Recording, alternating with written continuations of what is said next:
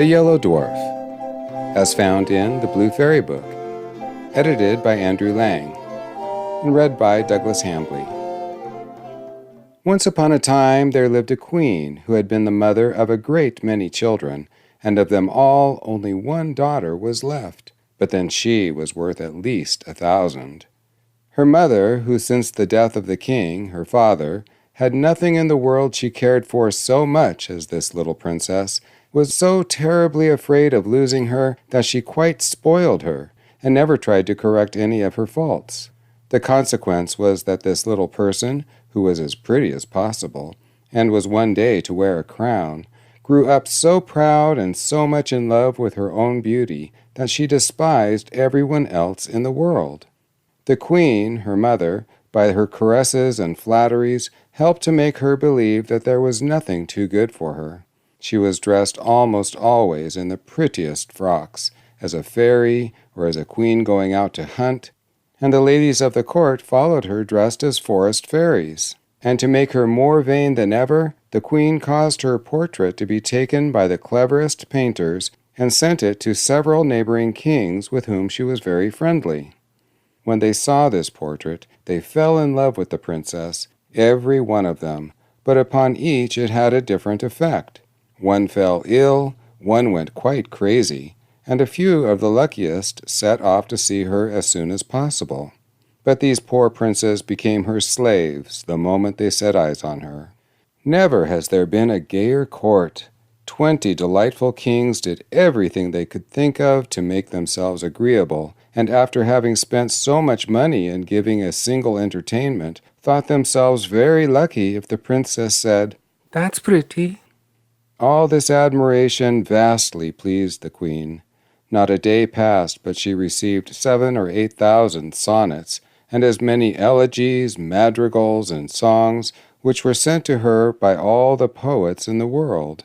All the prose and the poetry that was written just then was about Bellissima, for that was the princess's name. And all the bonfires that they had were made of these verses, which crackled and sparkled better than any other sort of wood. Bellissima was already 15 years old, and every one of the princes wanted to marry her, but not one dared to say so.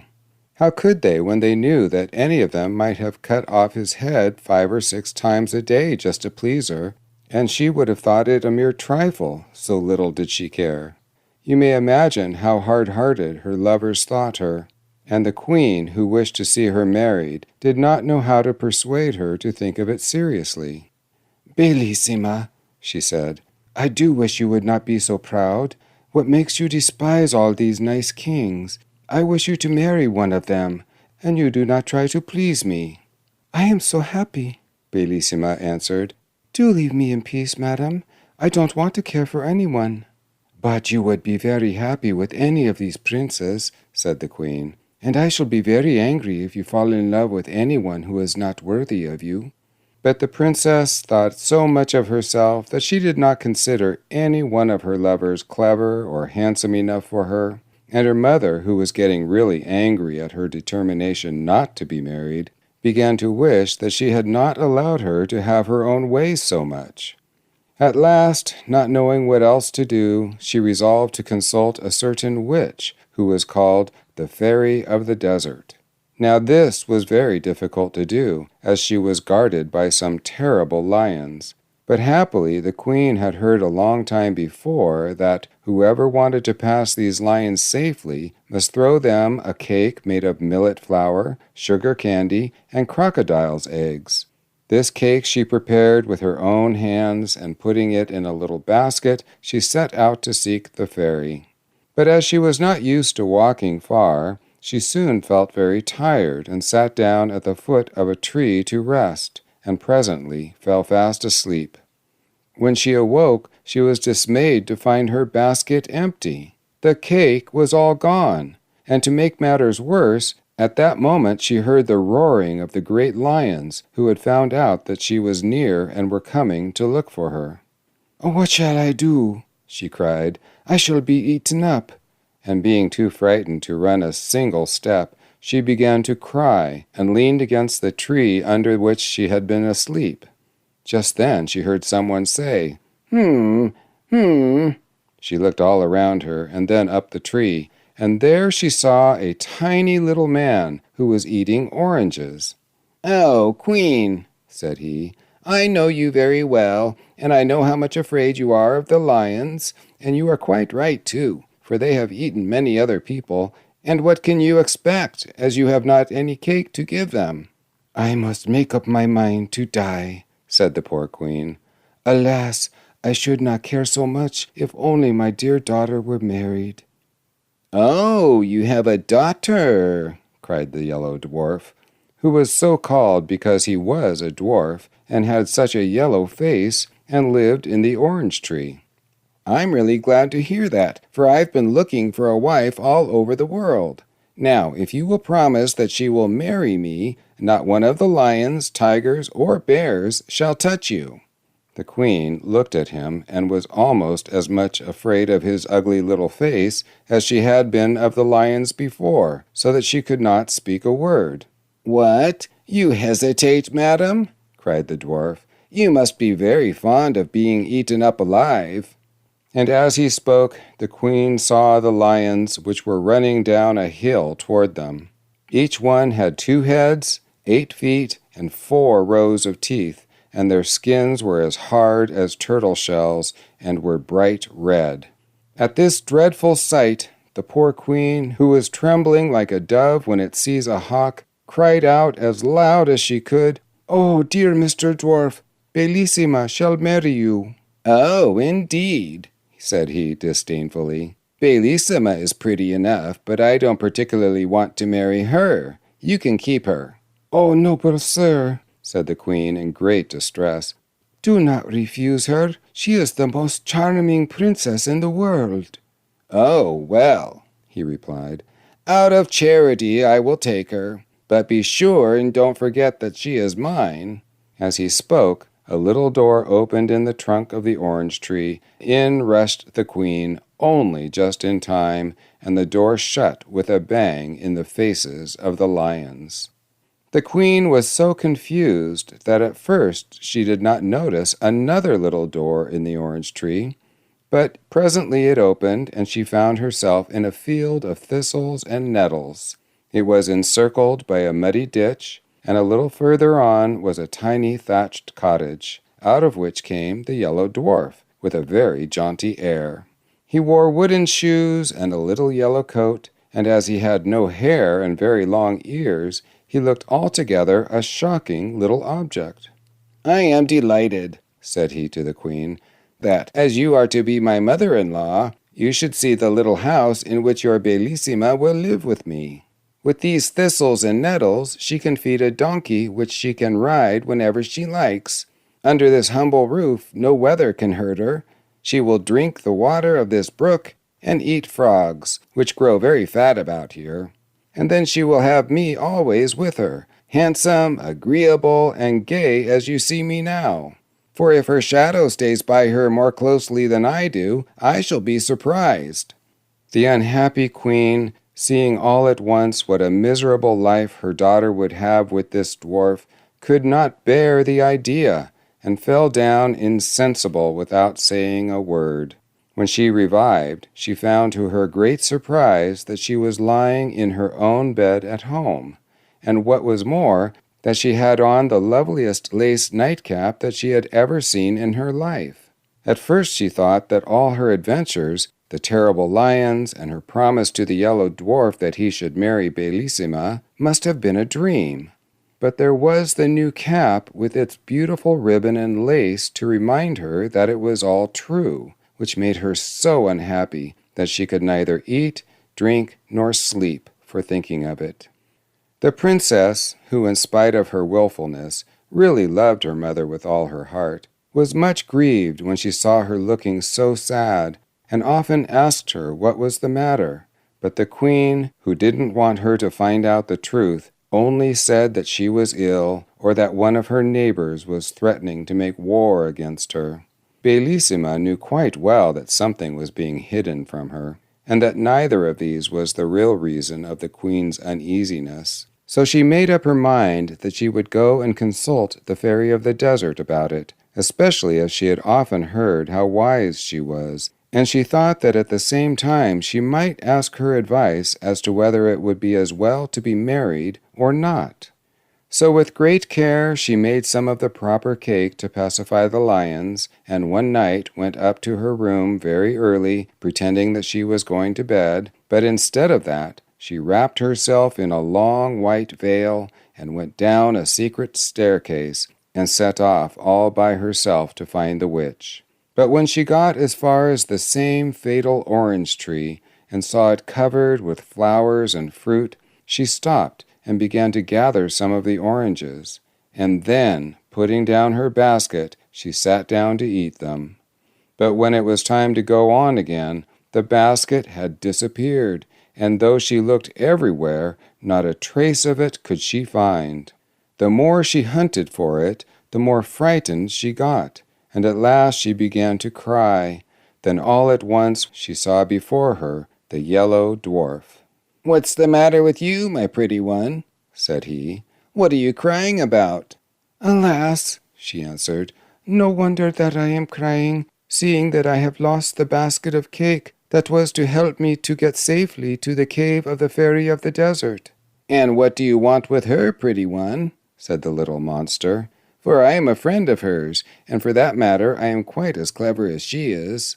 "The Queen, my mother," replied the princess, "has lately fallen into such a deep sadness that I fear that she will die, and I am afraid that perhaps I am the cause of it, for she very much wishes me to be married, and I must tell you truly that as yet I have not found anyone I consider worthy to be my husband. So for all these reasons I wish to talk to the fairy." "Do not give yourself any further trouble, princess," answered the dwarf. "I can tell you all you want to know better than she could. The queen, your mother, has promised you in marriage." "Has promised me?" interrupted the princess. "Oh, no, I am sure she has not. She would have told me if she had. I am too much interested in the matter for her to promise anything without my consent. You must be mistaken." "Beautiful princess," cried the dwarf suddenly, throwing himself on his knees before her, "I flatter myself that you will not be displeased at her choice when I tell you that it is to me she has promised the happiness of marrying you." "You?" cried Bellissima, starting back. "My mother wishes me to marry you? How can you be so silly to think of such a thing?" "Oh, it isn't that I care much to have that honor," cried the dwarf angrily. "But here are the lions coming. They'll eat you up in 3 mouthfuls, and there will be an end of you and your pride." And indeed, at that moment, the poor princess heard their dreadful howls coming nearer and nearer. "What shall I do?" she cried. "Must all my happy days come to an end like this?" The malicious dwarf looked at her and began to laugh spitefully. "At least," said he, "you have the satisfaction of dying unmarried. A lovely princess like you must surely prefer to die rather than be the wife of a poor little dwarf like myself." "Oh, don't be angry with me," cried the princess, clasping her hands. "I'd rather marry all the dwarfs in the world than die in this horrible way." "Look at me well, princess, before you give your word," said he. "I don't want you to promise me in a hurry." "Oh," she cried, "the lions are coming. I have looked at you enough. I am so frightened. Save me this minute, or I shall die of terror." Indeed, as she spoke, she fell down insensible, and when she recovered, she found herself in her own little bed at home. How she got there she could not tell, but she was dressed in the most beautiful lace and ribbons, and on her finger was a little ring made of a single red hair, which fitted so tightly that, try as she might, she could not get it off. When the princess saw all these things and remembered what had happened, she too fell into the deepest sadness, which surprised and alarmed the whole court and the queen more than anyone else. 100 times she asked Bellissima if anything was the matter with her, but she always said that there was nothing. At last the chief men of the kingdom, anxious to see their princess married, sent to the queen to beg her to choose a husband for her as soon as possible. She replied that nothing would please her better, but that her daughter seemed so unwilling to marry, and she recommended them to go and talk to the princess about it themselves. So this at once they did.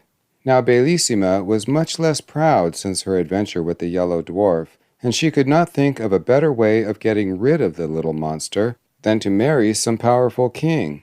Therefore she replied to their request much more favorably than they had hoped, saying that, though she was very happy as she was, still, to please them, she would consent to marry the king of the gold mines. Now he was a very handsome and powerful prince, who had been in love with the princess for years, but had not thought that she would ever care about him at all. You can easily imagine how delighted he was when he heard the news, and how angry it made all the other kings to lose forever the hope of marrying the princess. But after all, Bellissima could not have married 20 kings. Indeed, she had found it quite difficult enough to choose one, for her vanity made her believe that there was nobody in the world who was worthy of her. Preparations were begun at once for the grandest wedding that had ever been held at the palace. The king of the gold mines sent such immense sums of money that the whole sea was covered with the ships that brought it. Messengers were sent to all the gayest and most refined courts, particularly to the court of France, to seek out everything rare and precious to adorn the princess, although her beauty was so perfect that nothing she wore could make her look prettier. At least that is what the king of the gold mines thought, and he was never happy unless he was with her. As for the princess, the more she saw of the king, the more she liked him.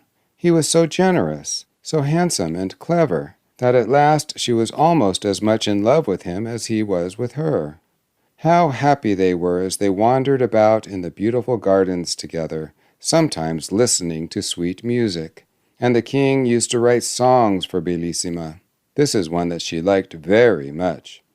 In the forest all is gay, when my princess walks that way. All the blossoms then are found, downward fluttering to the ground, hoping she may tread on them, and bright flowers on slender stem. Gaze up at her as she passes, brushing lightly through the grasses. O my princess, birds above, echo back our songs of love, as through this enchanted land, blithe we wander, hand in hand. They really were as happy as the day was long. All the king's unsuccessful rivals had gone home in despair. They said goodbye to the princess so sadly that she could not help being sorry for them. "Ah, madam," the king of the gold mines said to her, "how is this? Why do you waste your pity on these princes who love you so much that all their trouble would be well repaid by a single smile from you?" "I should be sorry," answered Bellissima, "if you had not noticed how much I pitied these princes who were leaving me forever. But for you, sire, it is very different. You have every reason to be pleased with me, but they are going sorrowfully away, so you must not grudge them my compassion."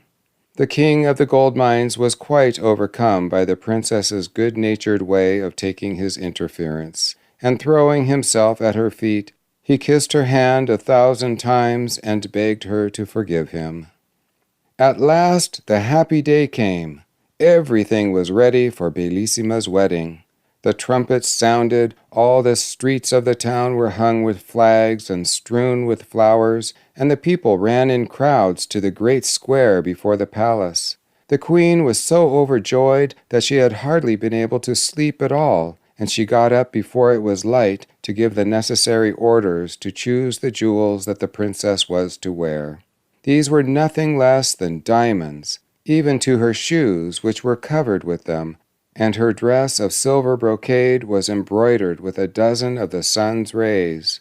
You may imagine how much these had cost, but then nothing could have been more brilliant except the beauty of the princess. Upon her head she wore a splendid crown. Her lovely hair waved nearly to her feet, and her stately figure could easily be distinguished among all the ladies who attended her. The king of the gold mines was not less noble and splendid. It was easy to see by his face how happy he was, and everyone who went near him returned loaded with presents.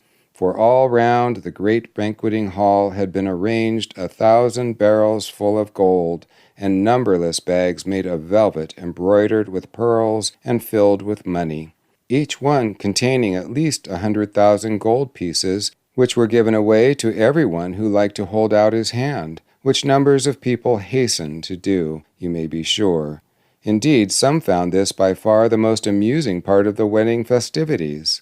The queen and the princess were just ready to set out with the king when they saw advancing toward them from the end of the long gallery 2 great basilisks, dragging after them a very badly made box.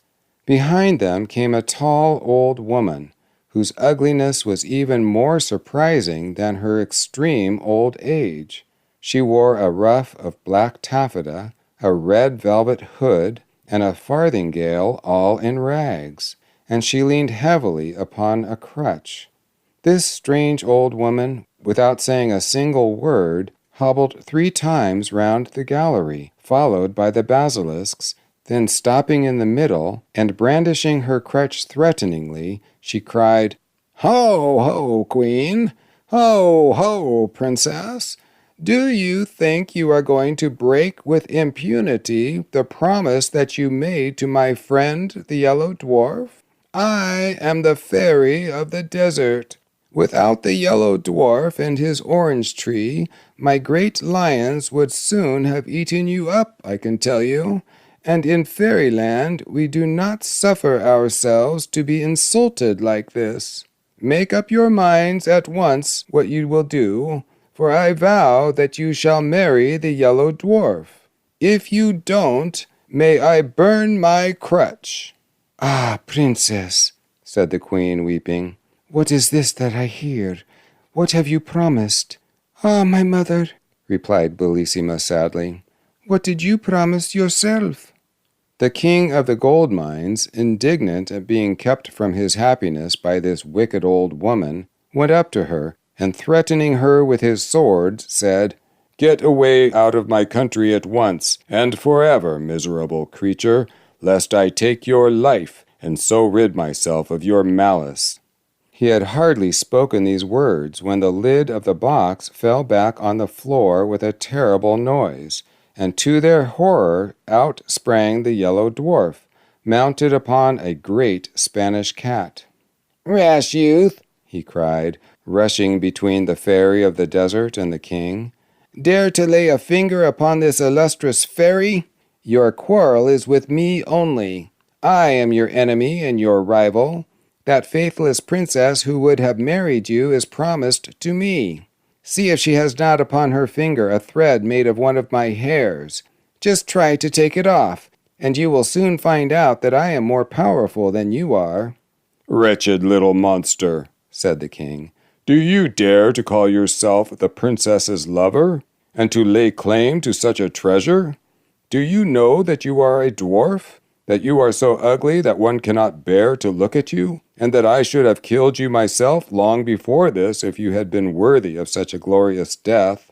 The Yellow Dwarf, deeply enraged at these words, set spurs to his cat, which yelled horribly and leaped hither and thither, terrifying everybody except the brave king, who pursued the dwarf closely, till he, drawing a great knife with which he was armed, challenged the king to meet him in single combat, and rushed down into the courtyard of the palace with a terrible clatter. The king, quite provoked, followed him hastily, but they had hardly taken their places facing one another, and the whole court had only just had time to rush out upon the balconies to watch what was going on, when suddenly the sun became as red as blood, and it was so dark that they could scarcely see at all. The thunder crashed, and the lightning seemed as if it must burn up everything. The 2 basilisks appeared, one on each side of the bad dwarf, like giants mountain high, and fire flew from their mouths and ears until they looked like flaming furnaces. None of these things could terrify the noble young king, and the boldness of his looks and actions reassured those who were looking on, and perhaps even embarrassed the Yellow Dwarf himself. But even his courage gave way when he saw what was happening to his beloved princess. For the fairy of the desert, looking more terrible than before, mounted upon a winged griffin, and with long snakes coiled round her neck, had given her such a blow with the lance she carried that Bellissima fell into the queen's arms bleeding and senseless. Her fond mother, feeling as much hurt by the blow as the princess herself, uttered such piercing cries and lamentations that the king, hearing them, entirely lost his courage and presence of mind. Giving up the combat, he flew toward the princess to rescue or to die with her. But the Yellow Dwarf was too quick for him. Leaping with his Spanish cat upon the balcony, he snatched Bellissima from the queen's arms, and before any of the ladies of the court could stop him, he had sprung upon the roof of the palace and disappeared with his prize. The king, motionless with horror, looked on despairingly at this dreadful occurrence, which he was quite powerless to prevent. And to make matters worse, his sight failed him. Everything became dark, and he felt himself carried along through the air by a strong hand. This new misfortune was the work of the wicked fairy of the desert, who had come with the Yellow Dwarf to help him carry off the princess, and had fallen in love with the handsome young king of the gold mines directly she saw him. She thought that if she carried him off to some frightful cavern and chained him to a rock, then the fear of death would make him forget Bellissima and become her slave. So, as soon as they reached the place, she gave him back his sight, but without releasing him from his chains, and by her magic power she appeared before him as a young and beautiful fairy, and pretended to have come there quite by chance. "What do I see?" she cried. "Is it you, dear prince? What misfortune has brought you to this dismal place?" The king, who was quite deceived by her altered appearance, replied, "Alas, beautiful fairy, the fairy who brought me here first took away my sight, but by her voice I recognized her as the fairy of the desert, though what she should have carried me off for I cannot tell you." "Ah," cried the pretended fairy, "if you have fallen into her hands, you won't get away until you have married her. She has carried off more than one prince like this, and she will certainly have anything she takes a fancy to." While she was thus pretending to be sorry for the king, he suddenly noticed her feet, which were like those of a griffin, and knew in a moment that this must be the fairy of the desert, for her feet were the one thing she could not change, however pretty she might make her face. Without seeming to have noticed anything, he said in a confidential way, "Not that I have any dislike to the fairy of the desert, but I really cannot endure the way in which she protects the Yellow Dwarf and keeps me chained here like a criminal. It is true that I love a charming princess, but if the fairy should set me free, my gratitude would oblige me to love her only." "Do you really mean what you say, prince?" said the fairy, quite deceived. "Surely," replied the prince. "How could I deceive you? You see, it is so much more flattering to my vanity to be loved by a fairy than a simple princess. But even if I am dying of love for her, I shall pretend to hate her until I am set free." The fairy of the desert, quite taken in by these words, resolved at once to transport the prince to a pleasanter place. So, making him mount her chariot, to which she had harnessed swans instead of the bats which generally drew it, away she flew with him. But imagine the distress of the prince when, from the giddy height at which they were rushing through the air, he saw his beloved princess in a castle built of polished steel, the walls of which reflected the sun's rays so hotly that no one could approach it without being burnt to a cinder. Bellissima was sitting in a little thicket by a brook, leaning her head upon her hand and weeping bitterly. But just as they passed, she looked up and saw the king and the fairy of the desert. Now the fairy was so clever that she could not only seem beautiful to the king, but even the poor princess thought her the most lovely being she had ever seen. "What?" she cried. "Was I not unhappy enough in this lonely castle to which that frightful Yellow Dwarf brought me? Must I also be made to know that the king of the gold mines ceased to love me as soon as he lost sight of me? But who can my rival be, whose fatal beauty is greater than mine?" While she was saying this, the king, who really loved her as much as ever, was feeling terribly sad at being so rapidly torn away from his beloved princess. But he knew too well how powerful the fairy was to have any hope of escaping from her except by great patience and cunning. The fairy of the desert had also seen Bellissima, and she tried to read in the king's eyes the effect that this unexpected sight had had upon him. "No one can tell you what you wish to know better than I can," said he. "This chance meeting with an unhappy princess for whom I once had a passing fancy, before I was lucky enough to meet you, has affected me a little, I admit, but you are so much more to me than she is that I would rather die than leave you." "Ah, Prince," she said, "can I believe that you really love me so much?" "Time will show, madam," replied the king. "But if you wish to convince me that you have some regard for me, do not, I beg of you, refuse to aid Bellissima." "Do you know what you are asking?" said the fairy of the desert, frowning, looking at him suspiciously. "Do you want me to employ my art against the Yellow Dwarf, who is my best friend, and take away from him a proud princess whom I can but look upon as my rival?" The king sighed, but made no answer. Indeed, what was there to be said to such a clear-sighted person? At last they reached a vast meadow, gay with all sorts of flowers. A deep river surrounded it, and many little brooks murmured softly under the shady trees, where it was always cool and fresh. A little way off stood a splendid palace, the walls of which were of transparent emeralds.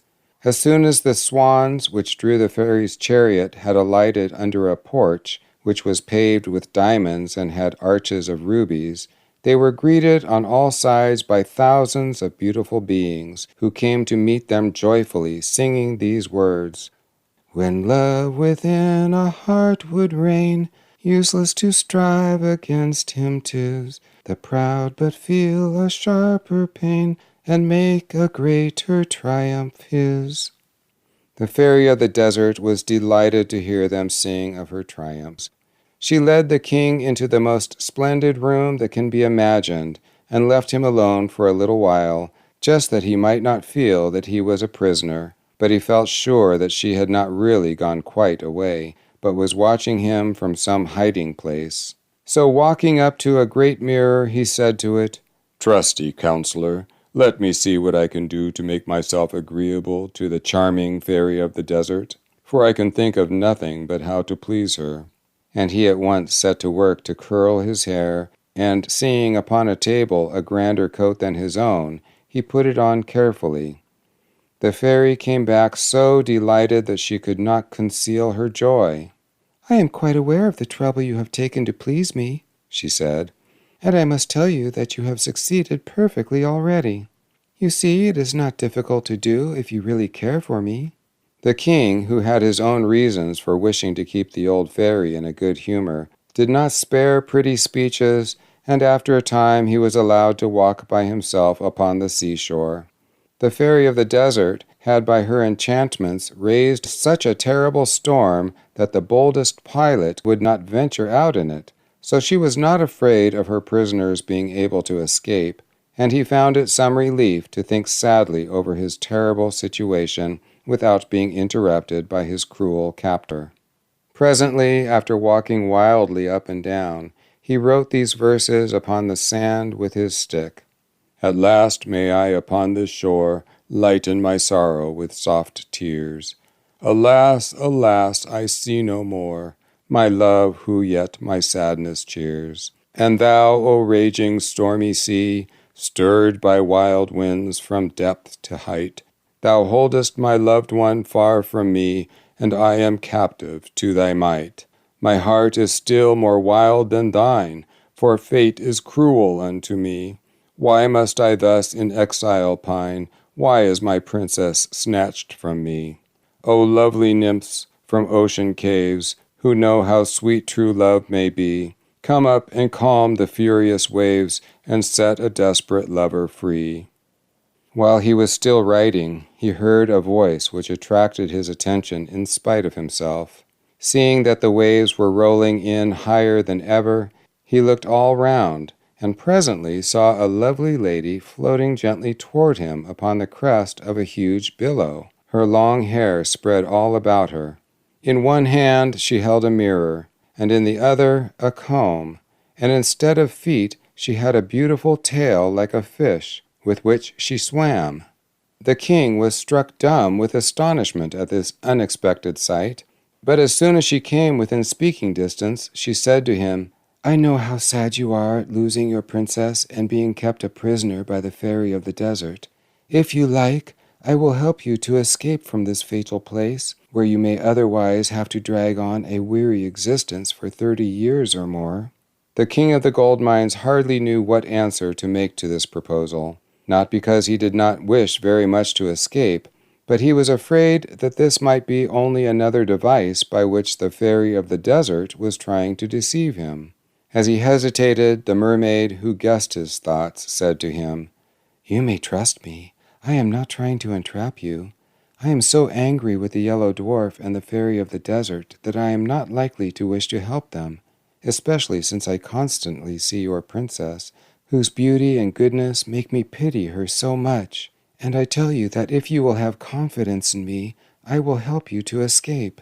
I trust you absolutely, cried the king, and I will do whatever you tell me. But if you have seen my princess, I beg of you to tell me how she is and what is happening to her. We must not waste time in talking, she said. Come with me, and I will carry you to the castle of steel, and we will leave upon this shore a figure so like you that even the fairy herself will be deceived by it. So saying, she quickly collected a bundle of seaweed, and blowing it 3 times, she said, My friendly seaweeds, I order you to stay here stretched upon the sand until the fairy of the desert comes to take you away. And at once the seaweeds became like the king, who stood looking at them in great astonishment, for they were even dressed in a coat like his. But they lay there pale, and as still as the king himself might have lain if one of the great waves had overtaken him and thrown him senseless upon the shore. And then the mermaid caught up the king, and away they swam joyfully together. Now, said she, I have time to tell you about the princess. In spite of the blow which the fairy of the desert gave her, the Yellow Dwarf compelled her to mount behind him upon his terrible Spanish cat. But she soon fainted away with pain and terror, and did not recover till they were within the walls of his frightful castle of steel. Here she was received by the prettiest girls it was possible to find, who had been carried there by the Yellow Dwarf, who hastened to wait upon her and showed her every possible attention. She was laid upon a couch covered with cloth of gold, embroidered with pearls as big as nuts. Ah, interrupted the king of the mines, if Bellissima forgets me and consents to marry him, I shall break my heart. You need not be afraid of that, answered the mermaid. The princess thinks of no one but you, and the frightful dwarf cannot persuade her to look at him. Pray, go on with your story, said the king. What more is there to tell you? Replied the mermaid. Bellissima was sitting in the wood when you passed, and saw you with the fairy of the desert, who was so cleverly disguised that the princess took her to be prettier than herself. You may imagine her despair, for she thought that you had fallen in love with her. She believes that I love her? Cried the king. What a fatal mistake! What is to be done to undeceive her? You know best, answered the mermaid, smiling kindly at him. When people are as much in love with one another as you two are, they don't need advice from anyone else. As she spoke, they reached the castle of steel, the side next to the sea being the only one which the Yellow Dwarf had left unprotected by the dreadful burning walls. I know quite well, said the mermaid, that the princess is sitting by the brookside, just where you saw her as you passed. But as you will have many enemies to fight with before you can reach her, take this sword. Armed with it, you may dare any danger and overcome the greatest difficulties. Only beware of one thing, that is, never to let it fall from your hand. Farewell. Now I will wait by that rock, and if you need my help in carrying off your beloved princess, I will not fail you, for the queen, her mother, is my best friend, and it was for her sake that I went to rescue you." So saying, she gave the king a sword made from a single diamond, which was more brilliant than the sun. He could not find words to express his gratitude, but he begged her to believe that he fully appreciated the importance of her gift and would never forget her help and kindness. We must now go back to the fairy of the desert. When she found that the king did not return, she hastened out to look for him, and reached the shore with 100 of the ladies of her train loaded with splendid presents for him. Some carried baskets full of diamonds, others golden cups of wonderful workmanship, and amber, coral, and pearls. Others, again, balanced upon their heads bales of the richest and most beautiful stuffs, while the rest brought fruit and flowers, and even birds. But what was the horror of the fairy who followed this gay troop when she saw, stretched upon the sands, the image of the king which the mermaid had made with the seaweeds? Struck with astonishment and sorrow, she uttered a terrible cry, and threw herself down upon the pretended king, weeping and howling, and calling upon her 11 sisters, who were also fairies, and who came to her assistance. But they were all taken in by the image of the king, for clever as they were, the mermaid was still cleverer, and all they could do was to help the fairy of the desert to make a wonderful monument over what they thought was the grave of the king of the gold mines. But while they were collecting jasper and porphyry, agate and marble, gold and bronze, statues and devices to immortalize the king's memory, he was thanking the good mermaid and begging her still to help him, which she graciously promised to do as she disappeared. Then he set out for the castle of steel. He walked fast, looking anxiously round him, and longing once more to see his darling Bellissima. But he had not gone far before he was surrounded by 4 terrible sphinxes, who would very soon have torn him to pieces with their sharp talons, if it had not been for the mermaid's diamond sword. For no sooner had he flashed it before their eyes than down they fell at his feet quite helpless, and he killed them with one blow. But he had hardly turned to continue his search when he met 6 dragons covered with scales that were harder than iron. Frightful as this encounter was, the king's courage was unshaken, and by the aid of his wonderful sword he cut them in pieces one after the other. Now he hoped his difficulties were over, but at the very next turning he was met by one which he did not know how to overcome. 24 pretty and graceful nymphs advanced toward him, holding garlands of flowers with which they barred the way. "Where are you going, Prince?" they said. "It is our duty to guard this place, and if we let you pass, great misfortunes will happen to you and to us. We beg you not to insist upon going on. Do you want to kill 24 girls who have never displeased you in any way?" The king did not know what to do or to say. It went against all his ideas as a knight to do anything a lady begged him not to do. But as he hesitated, a voice in his ear said, "Strike, strike, and do not spare, or your princess is lost forever." So without reply to the nymphs, he rushed forward instantly, breaking their garlands and scattering them in all directions, and then went on without further hindrance to the little wood where he had seen Bellissima. She was seated by the brook, looking pale and weary when he reached her, and he would have thrown himself down at her feet, but she drew herself away from him with as much indignation as if he had been the Yellow Dwarf. "Ah, Princess," he cried, "do not be angry with me. Let me explain everything. I am not faithless or to blame for what has happened. I am a miserable wretch who has displeased you without being able to help himself." "Ah," cried Bellissima, "did I not see you flying through the air with the loveliest being imaginable? Was that against your will?" "Indeed it was, Princess," he answered. "The wicked fairy of the desert, not content with chaining me to a rock, carried me off in her chariot to the other end of the earth, where I should even now be a captive, but for the unexpected help of a friendly mermaid, who brought me here to rescue you, my princess, from the unworthy hands that hold you. Do not refuse the aid of your most faithful lover." So saying, he threw himself at her feet and held her by her robe.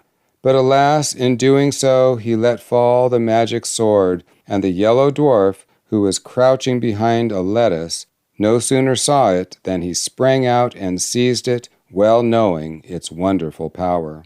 The princess gave a cry of terror on seeing the dwarf, but this only irritated the little monster. Muttering a few magical words, he summoned 2 giants who bound the king with great chains of iron. "Now," said the dwarf, "I am master of my rival's fate, but I will give him his life and permission to depart unharmed if you, princess, will consent to marry me." "Let me die 1,000 times rather," cried the unhappy king. "Alas," cried the princess, "must you die? Could anything be more terrible?" "That you should marry that little wretch would be far more terrible," answered the king. "At least," continued she, "let us die together." "Let me have the satisfaction of dying for you, my princess," said he. "Oh, no, no," she cried, turning to the dwarf. "Rather than that, I will do as you wish." "Cruel princess," said the king, "would you make my life horrible to me by marrying another before my eyes?" "Not so," replied the Yellow Dwarf. "You are a rival of whom I am too much afraid. You shall not see our marriage." So saying, in spite of Bellissima's tears and cries, he stabbed the king to the heart with the diamond sword. The poor princess, seeing her lover lying dead at her feet, could no longer live without him. She sank down by him and died of a broken heart. So ended these unfortunate lovers, whom not even the mermaid could help, because all the magic power had been lost with the diamond sword. As to the wicked dwarf, he preferred to see the princess dead rather than married to the king of the gold mines. And the fairy of the desert, when she heard of the king's adventures, pulled down the grand monument which she had built, and was so angry at the trick that had been played her, she hated him as much as she had loved him before.